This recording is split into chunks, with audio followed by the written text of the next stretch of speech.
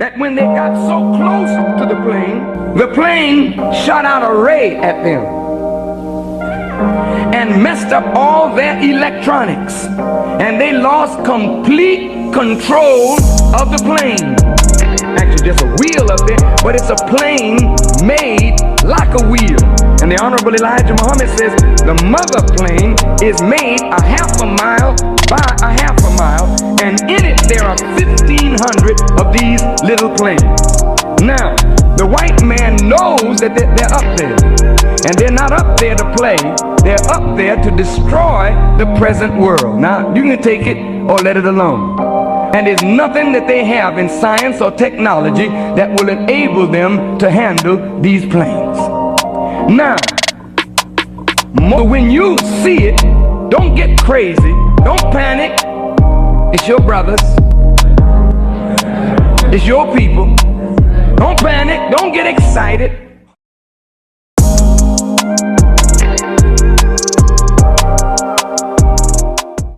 Assalamu alaikum family, it's Brother Trey, member of the Wheel Watchers podcast, your friendly neighborhood wheel watcher and host. And today is the 30th anniversary of the Million Man March. All praises due to Allah. That day was named a glimpse of heaven. But what was that day all about? That day was all about atonement, which there are 8 steps to be exact.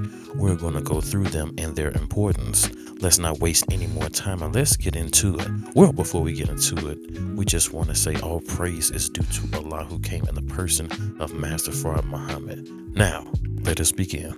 Atonement is not merely about saying I'm sorry.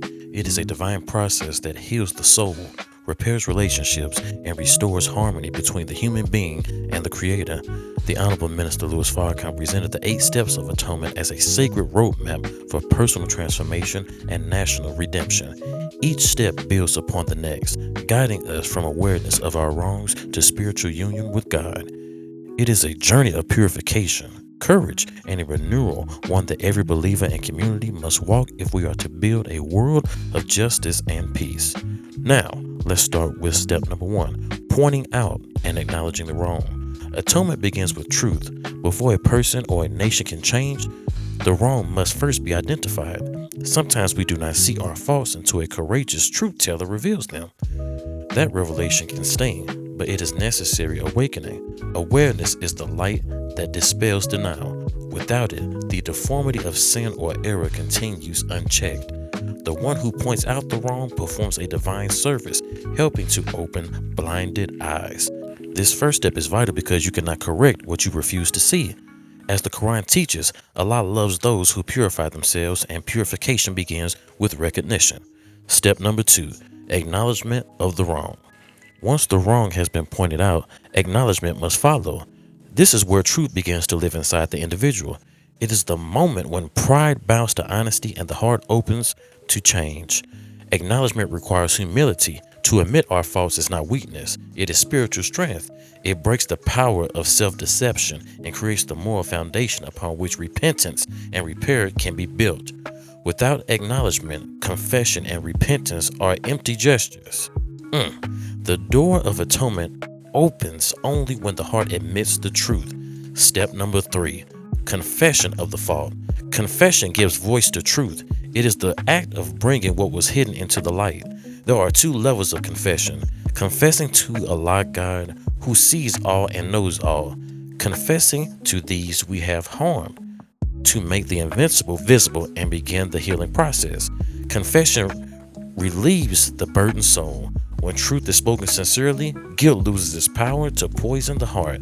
This step frees us from the secret weight of the wrongdoing and opens for forgiveness. Step number 4, repentance. Repentance goes beyond sorrow. It means turning away from the wrong and walking in a new direction. True repentance involves both emotion and decision, a deep regret joined with a conscious will to change. It is here that transformation begins. Without sincere repentance, change is superficial and temporary. With it, the heart becomes renewed and the spirit realigns with divine guidance. Step number 5, atonement. At this stage, we act. Atonement means making amends, repairing the damage that our actions have caused.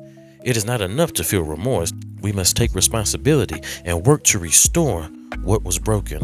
Whether it is returning what was taken, offering restitution, rebuilding trust, or transforming behavior, atonement turns inward sincerity into outward correction. It bridges the gap between intentions and integrity.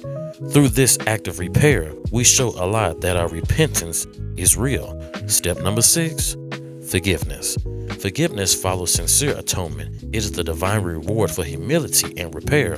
When we have acknowledged, confessed, repented, and atoned, forgiveness becomes possible from God, from others, and from ourselves. Yet, forgiveness also requires that we forgive others. Holding on to bitterness binds the soul, while forgiveness sets both parties free. It is an act of spiritual liberation that releases the energy of anger and replaces it with peace. Step number 7, reconciliation and restoration. Reconciliation means to restore relationships and rebuild the harmony that was lost. It does not erase the past, but it transforms pain into purpose. When trust is reestablished, hearts can reconnect. This stage extends beyond individuals. It is how families, communities, and nations heal. Reconciliation is social atonement. It repairs the human bond. And last but not least, step number 8, perfect union with God. The final step is union with the divine. When the previous steps are fulfilled, the individual stands in alignment with God's will, cleansed of guilt and strengthened in faith. This union brings inner peace, clarity, and power. It is the goal of spiritual life to live as one with the source of all righteousness. In this state, we become true reflections of divine love and mercy. Now, fellow wheel watchers, don't we all need that? We need some atonement, especially in this hour with each other, because the enemy sees us and we got to atone with one another. Man. So, why do these steps matter? Number 1, they bring awareness. Without recognition of wrong, no healing can begin. 2, they build humility and courage. Admitting and confessing faults strengthens characters. 3, they promote true change. Repentance and atonement turn emotion into transformation. 4, they restore justice. Repairing harm rebuilds balance in relationships and communities. 6, they create peace. Forgiveness and reconciliation dissolves bitterness and division. 6, they lead to spiritual elevation. Perfect union with God is the highest reward of this process. The 8 steps of atonement are not abstract moral lessons. They are a divine formula for redemption and rebirth. They apply to every sphere, personal, social, and national. In a time of division and moral decay, these steps call us back to the responsibility and spiritual balance. They teach us that healing requires honesty, action, and love guided by divine principle. As the Honorable Minister Louis Farrakhan said, you cannot correct that which you will not confront. Atonement is confrontation transformed into peace, guilt turned into growth, and pain reborn as power. So all praises due to Allah. We thank Allah for the Honorable Minister Louis Farrakhan introducing these 8 steps to us on that day, October 16, 1995. Today is the 30th anniversary, as we mentioned earlier. Today was basically a bare bones kind of episode. Not too many pictures, just this one photo that we have before that we presented, and just me talking basically. But I digress. Let me get up out of here. I am Brother Trey, member of the Wheel Watchers podcast, and always remember, where there's a will, there's a way. And I'm out. Peace.